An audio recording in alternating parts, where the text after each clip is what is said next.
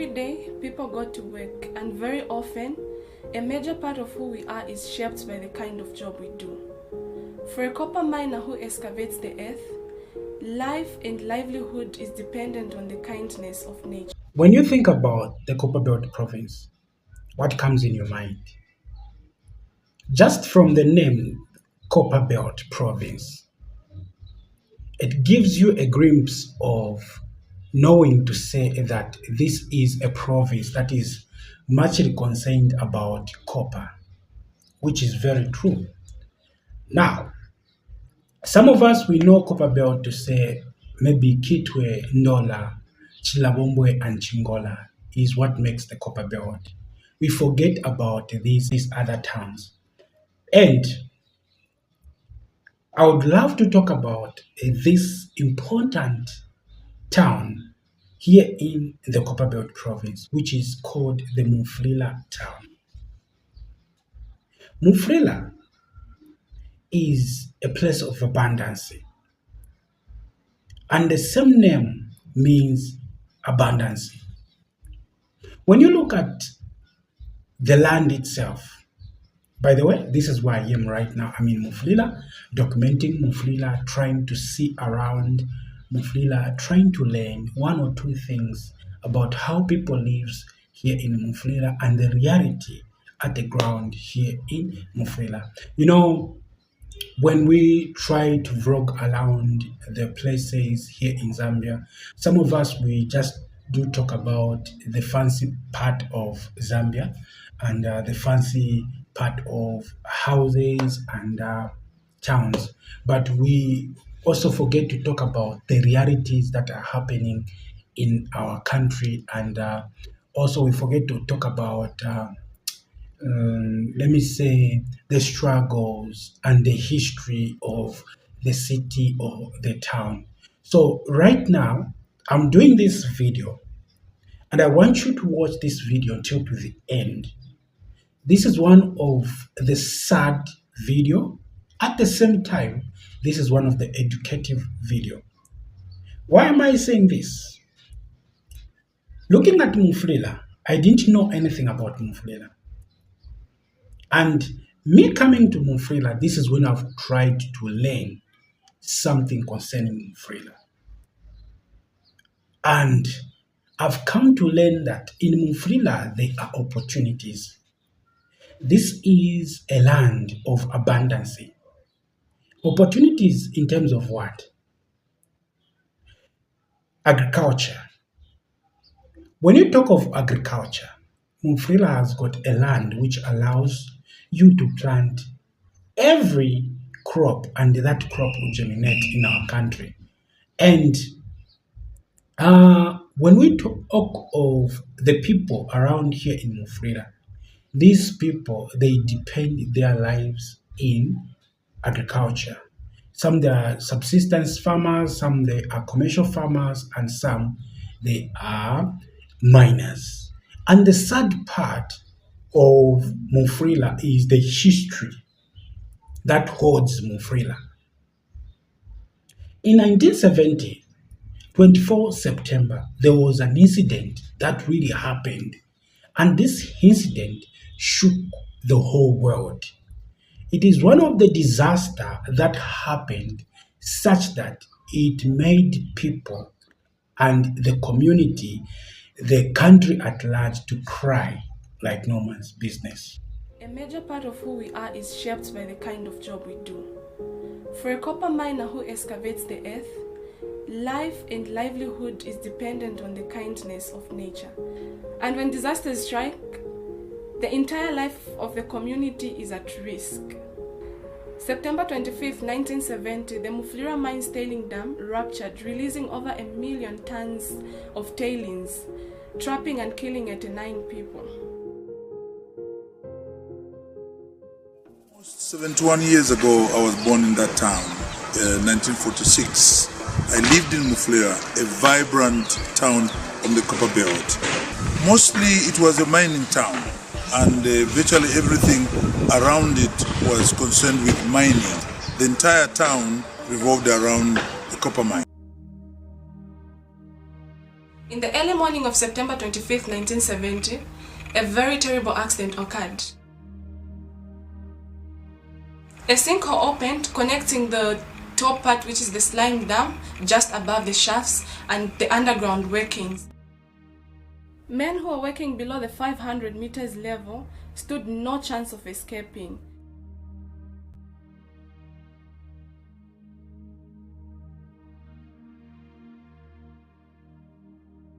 So what led to the disaster is that tailings dam number 3 happened to be positioned right above the shafts where operations were being undertaken.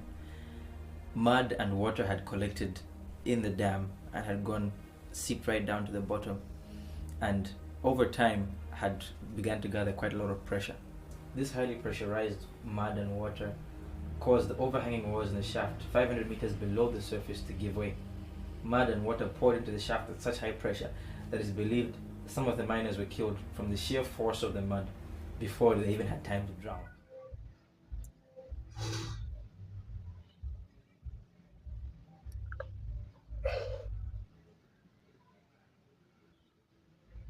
May their souls rest in peace. This is the history that we have to know. This is the history that schools needs or education system needs to include about our land. MUFULIRA holds one of the big history that we need to learn from schools. When you listen to the video, you watch it,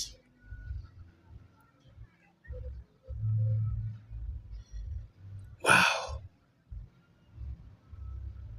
Okay, listen to this. This is what I have to say. When we talk of miners, and this place depends in mining, and it's the major contributor of producing copper here in Zambia. This is another city or town that produces copper at large. I took time to go to a place where these people were buried. And the same place where I went, here in Zambia, for you to make a documentary about a city, about a place, you need to get permission. Whether you need to vlog around markets, you want to vlog around towns, you need to go outside there. Ask somebody to say, I'm kindly asking for a permission.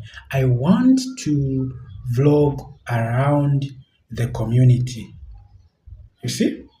Now, this what makes us Zambians not to know about history of our country, because things are not documented.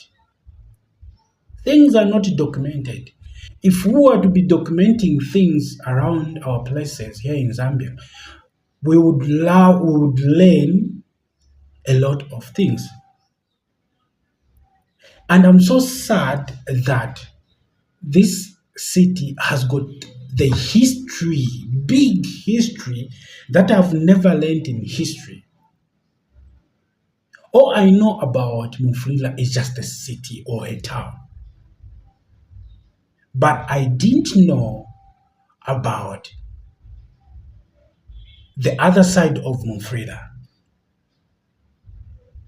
Our fathers, our brothers, our sisters, our mothers, our uncles, our grandparents, and our people died. And these people dying in this land, then we need to talk about them. We need to talk about these people. We need to preserve the history about these people. Because since 1930s, since the land MUFULIRA was discovered, and In 1970s, I'm sure 1930, they discovered this place to say this is a place where we're going to do mining and whatsoever. And looking at the mining thing, it was even there in the time of Northern Rhodesia. When Zambia got its independence, there was already a mine here in MUFULIRA. And this is a place where our people, our loved people, died. I'm telling you, I was so sad to go through what I had to go through. I'm from this place, the burial site. At this place, I'm told to say the sinkhole area mine. It's somewhere here, but here they've also buried, I think, the same people, because I read it there. I wish I can show you now. There is a policeman there who is guiding the same area, who is guarding the same area, and I cannot film anything. I was stopped. Let me say, before I went there, I went to ask for permission to say, oh, I want to do this. I'm making a documentary about MUFULIRA, and you cannot come to MUFULIRA without coming to visit this place where they buried the people who died in the accident that happened at the mine. And I was told to say, no, Timothy, what you need to do is go to the main gate, which is gate 3, I'm told, to get a permission from there. And then from there, they can allow you or guide you on what is going to happen there. So my main aim was to see, or just to showcase the same area. Now, here in Zambia, it is very critical and it is very hard to film something without the permission of the people or the company itself. More especially here, the company, you need to ask for the permission. If you are making a documentary, you are making anything, you need to ask for permission there. So this is it, guys. Let's keep on moving. And we'll see what is going to happen. And let me try to find out from this place, and then the same main gate, and then from there, what I'm going to be told, if it's yes or no, it's okay. So stay tuned. I went to Kantanshi. This is a place which is nearby to the mine where our loved people died. I vlogged around the place. I saw Kantanshi tennis club. I saw Chawama cinema hall. I saw Shinde football club. These are the places that are near, very near, almost 10 meters, or let me say maybe 100 meters, then you are in the same mine. So I took time to visit this place. I went there. I went to find out, like, okay, to document the same place. And since I went there, as everything that you're doing, you need to get permission.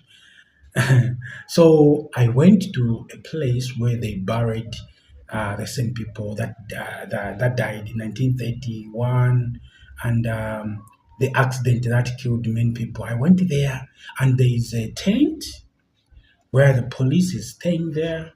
I went there, and I reached there. I knocked, and this man came out, and he told me to say, "Hey, why are you here?" And thank God you are here, and I didn't see you coming to this ground. I would have stopped you coming to this place. I was like, okay, that's why I'm here, to seek for a certain permission. And he asked me to say, what do you want? And I was like, okay, fine. I'm here to make a documentary about this place. And I pointed the same place. He said, blah blah blah blah. Some of the things I cannot say them here on the camera. So he told me to say no, we don't allow this. You cannot film this. It is like a public place. Even the roads, like the tarmac is there, cars are passing. And then he told me, you cannot film this area. Go to Mopani, gate number 3, and seek for permission. And you're going to go inside there where everything happened. This is just a meme of what happened, but go inside there you ask for permission. I went there I went there, blah blah blah. I walked and I reached at this the main gate, and then I asked them to say, oh, I introduced myself to say, oh, I'm Timothy Hara. I'm a documentary filmmaker. I do make documentaries concerning the country, Zambia, and I go places documenting cities and different communities. And I told him to say, I'm here because there is something that I need to document concerning the people that died at this mine. And I explained to him that was in 1970. A lot of people died because of the sinkhole that really happened there. Well, and then he told me there were 2. And then the lady said, okay, thank you for coming here and thank you for coming to seek the permission. But we are not the right people to give you that permission.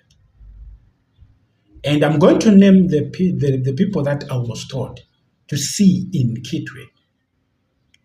The same people, those are the people that can allow me to make a documentary about the same graveyards. And they gave me to say, go you see Nebet. Nebet who? Let me check. Nebet, there is I sent them here.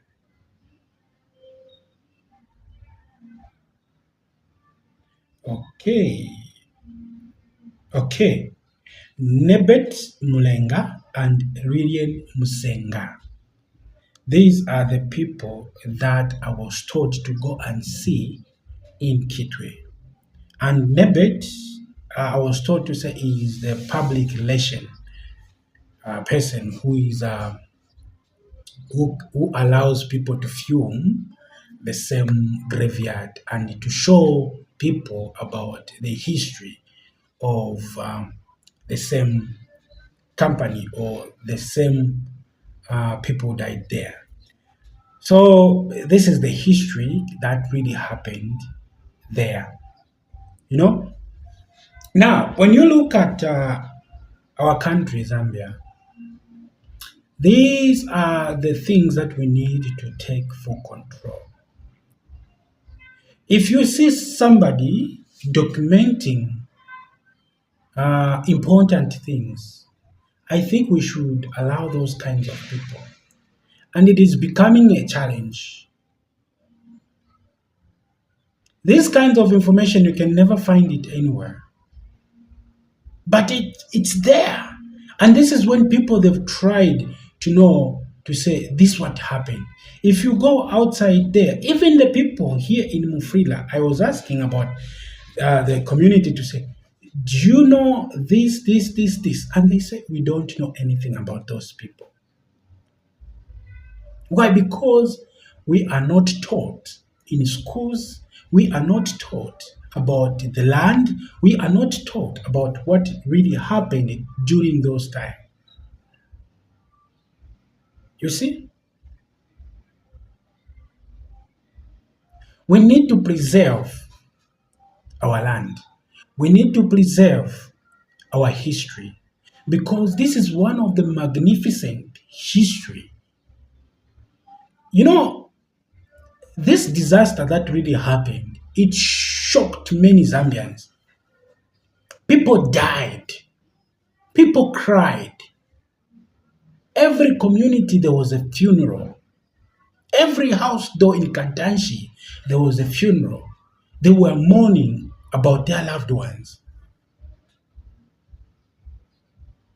You see?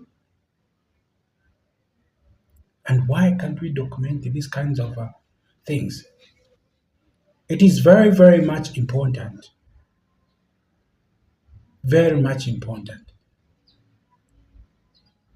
And I hope these are the education people, like the people who works under education, they should also include this in their syllabuses, because this is so important, more especially social studies, history, and social studies and history.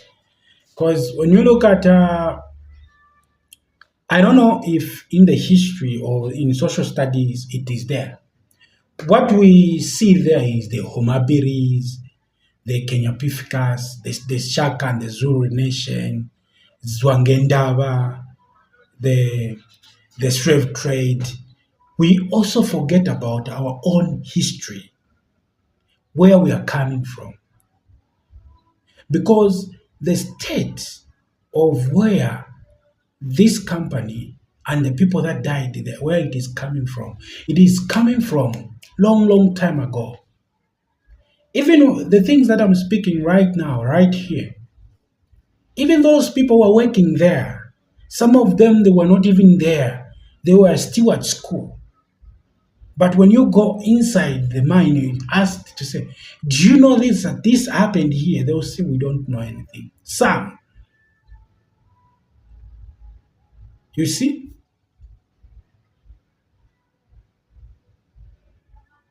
So, that disaster really shocked so many.